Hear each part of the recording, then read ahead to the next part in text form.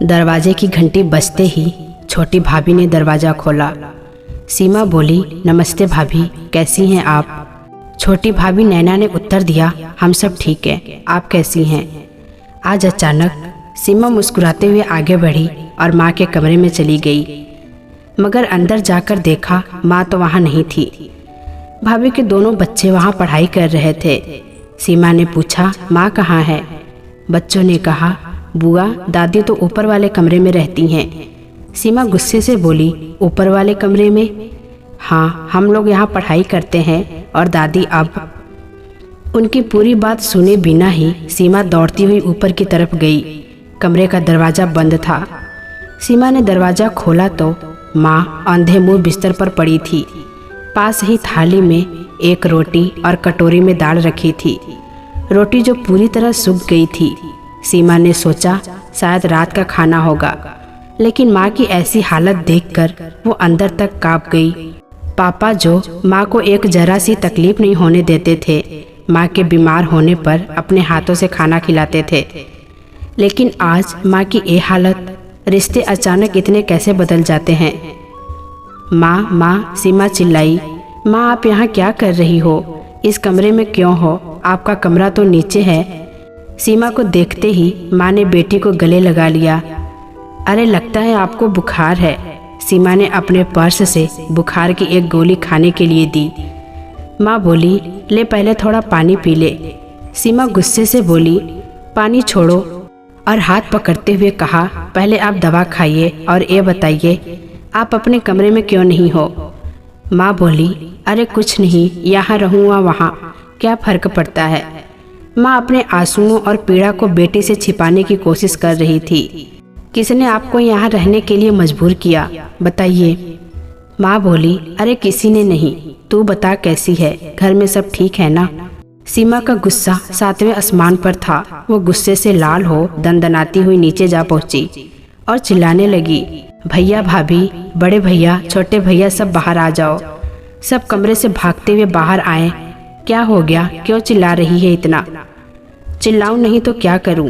यह माँ का कमरा ऊपर कब से हो गया है। इस उम्र में उन्हें इस तरह एक कोने में अकेले छोड़ देना क्या ठीक है? अगर पापा होते तो तब क्या तुम्हें करते? बड़े भैया मुस्कुराते हुए आगे आए और बोले, ओहो बस इतनी सी बात है। दरअसल बच्चे बड़े हो रहे हैं, उनको पढ़ने के लिए एक निश्चित जगह चाहिए थी और माँ को इससे कोई तकलीफ नहीं है। एक कमरे की ही तो बात है, इतनी सी बात पर आसमान सर पर उठा लिया है। सीमा गुस्से से कांप रही थी और बोली, माँ को कोई तकलीफ नहीं? छी, ये कहते हुए तुम्हें जरा शर्म नहीं आ रही? तुमने अपना कमरा क्यों नहीं दे दिया बच्चों को?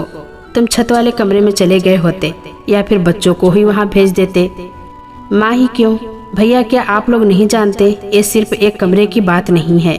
इस कमरे में माँ का 40 साल का जीवन है। आज भी माँ उस जीवन को जीती है। पापा की ढेरों यादें हैं, हम सबके बचपन की यादें हैं। पापा को गए अभी 6 महीने ही हुए और तुम सब ने माँ के जीने का हक ही छीन लिया। आज जब उनको हम सबके साथ और प्यार की सबसे ज़्यादा ज़रूरत है तो तुम सब ने उन्हें घर का एक कोना दे दिया और भूल गए। माँ अब तक छत से नीचे आ गई थी और बोली, सीमा मेरी बच्ची, तू बेकार ही परेशान हो रही है। सब ठीक है, वैसे भी अब न जाने कितने दिन का जीवन बचा है। तू छोड़ना, मेरे लिए इतना परेशान होने की ज़रूरत नहीं है।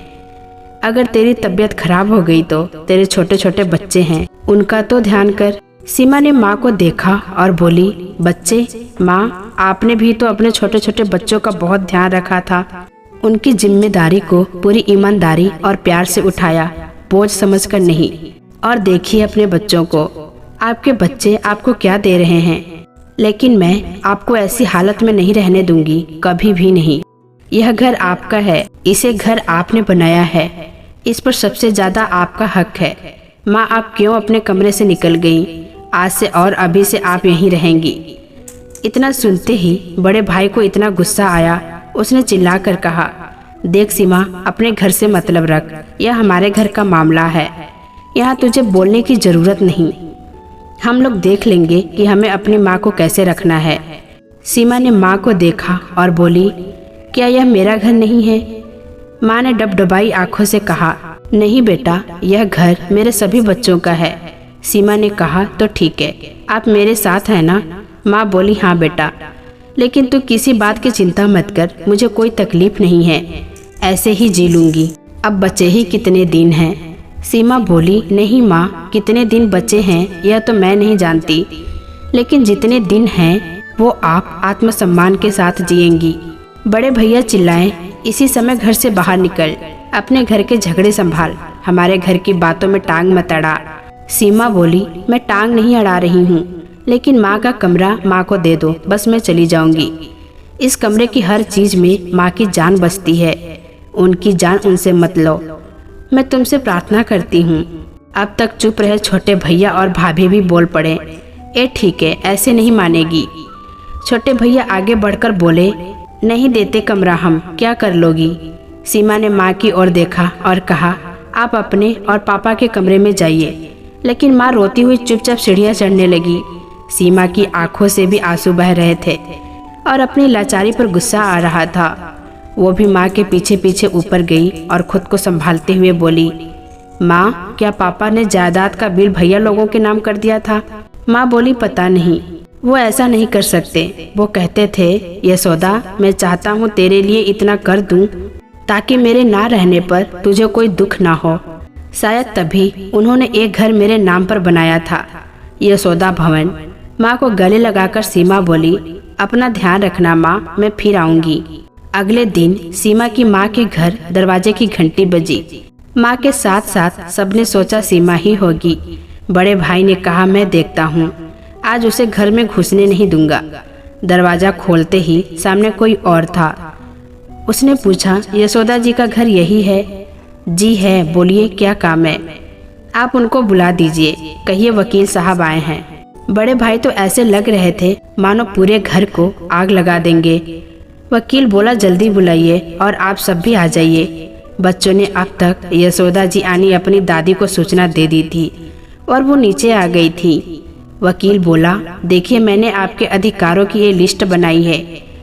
चूंकि ये सारी संपत्ति आपके पति ने बनाई है तो इस पर आपका पहले हक है। दूसरी बात, ये संपत्ति अधिकार कानून के तहत आपकी बहन सीमा देवी ने भी अपने हिस्से की संपत्ति की मांग की है। लेकिन इन सब बातों से पहले मैं एक पत्र पढ़ना चाहता हूँ जो सीमा देवी ने अपने भाइयों के लिए लिखा है।